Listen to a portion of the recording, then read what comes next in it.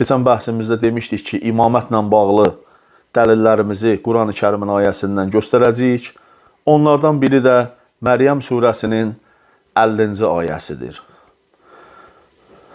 Məryəm surəsinin 50-ci ayəsində Allah təbarəkə və Teala İmam Əli əleyhissalamın adını açıq-aşkar çəkmişdi.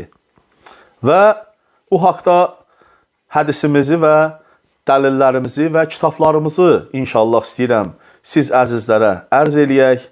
Çünki qardaşlar xahiş eləmişdilər ki, bu mövzuda təfsir alimlərinin rəylərini və bu mövzuda gələn hədisi də zikr eləyim ki, ta ki, heç kim üçün qaranlıq qalmasın. Mən də o qardaşlarımızın xahişini nəzərə alaraq həm təfsir alimlərimizin, həm hədis alimlərimizin, həm də imamdan gələn bizə təfsirlə inşallah siz əzizlərin xidmətinə ərz eləyim. Və bu günləri mən sizə tam yəqinliklə deyirəm ki, Məryəm surəsinin 50-ci ayəsinin tərcümədə verdikləri tərcümə tamamilə yanlışdır. Və kimlər ki, ərəb dilini bilmirlər, onların bu ayə haqqında hansısa bir ehticac eləməyə haqları da çatmır. Çünki bəzən yazırlar ki, mən oxudum, orada elə şey yoxdur. Mən də deyirəm ki, ay gözəl insan, sən gedib tərcüməni oxuyursan, tərcümədə bu yoxdur. Mən isə sənə Qur'anın orijinalından birbaşa ərəbcəsindən oxuyuram. Əgər ərəbcəsini bilən varsa da, mənim nə dediyimi inşallah onlar tamamilə anlayacaqlar. Bu ayə haqqında 2 dənə təfsir gəlmişdi. Təfsirin birində gözəl söz kimi tərcümə eləmişdilər. Amma təfsirin birində isə açıq-aşkar Həzrət Əli əleyhissalamın adına şamil olmasını demişdilər.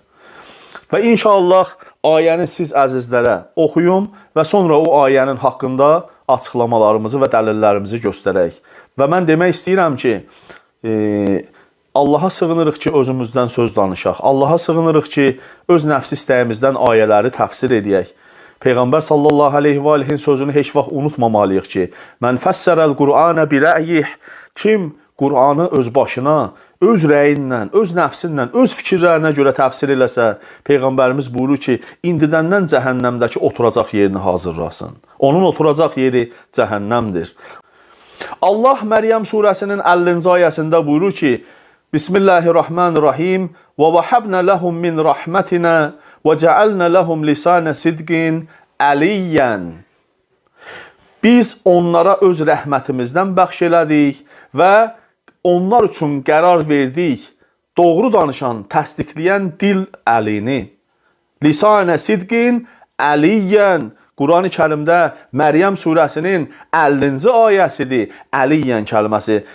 Bir nəfər mənə yazmışdı ki, elə harda Əli adı gəlib, tez İmam Əlinin adına çıxırlar.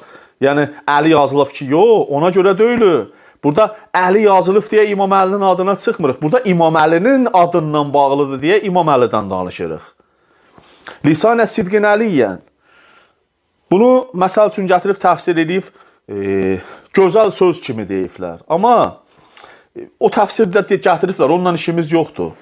Məryəm surəsinin 50-ci ayəsinin təfsirində gətirir ki, onlara öz rəhmətimizdən bəxş elədik. Rəhmət Rasulullahdır və lisanə sidqin əliyyən, Əli də Rasulullahı təsdiq edən, onun şəriətini təsdiq edib, qiyamət gününə qədər yaşadandır.